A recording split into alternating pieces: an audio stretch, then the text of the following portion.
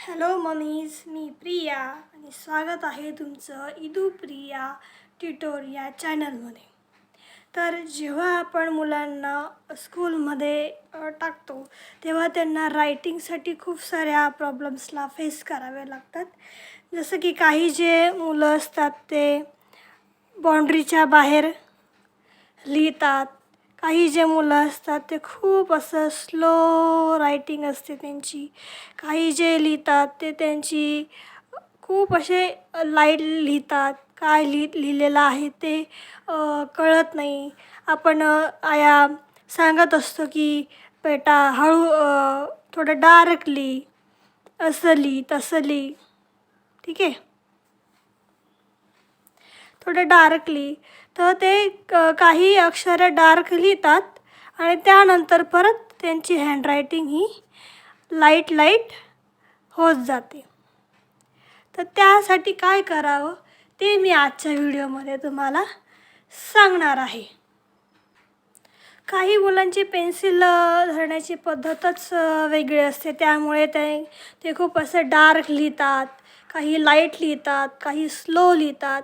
तर त्यासाठी काय करायचं आहे, फाईन मोटर स्किल्स ज्या असतात त्या तुम्ही घरच्या घरी ट्राय करू शकतात. प्लस त्यासोबतच एक गेम तुम्ही खेळू शकता, जेणेकरून तुमच्या मुलाची हँडरायटिंग ही थोडी फास्ट होईल, किंवा मग ते बाउंड्री लाईनमध्ये लिहितील किंवा जास्त लाईटली ते लिहिणार नाही. काय करायचं आहे, मी इथे एक शेप ट्रायंगल काढून घेतलेला आहे, ठीक आहे. तुमच्या मुलांना काय सांगायचं आहे की इथे डॉट डॉट डॉट डॉट असे हे करायचे आहेत. जर ते हलक्या हाताने डॉट करतील तर इथे डॉट पडणार नाहीत, तर ते थोडासा जोर लावतील, ठीक आहे. याच्याने काय होईल, जे मुलं लाईट लिहित असतील त्यांची हँडरायटिंग थोडी डार्क होईल, स्लो लिहिणारे पण व्यवस्थित लिहितील.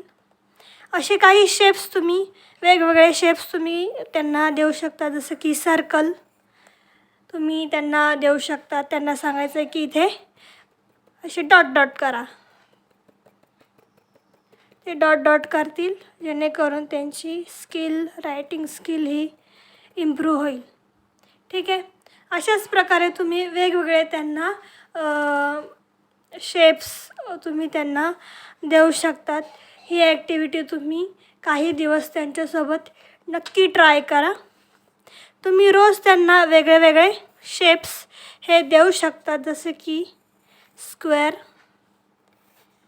त्यानंतर स्टार, ओवल, असे शेप्स तुम्ही त्यांना देऊ शकतात. आणि त्यांना सांगायचं आहे की इथे डॉट डॉट डॉट असे हे करायचे आहेत.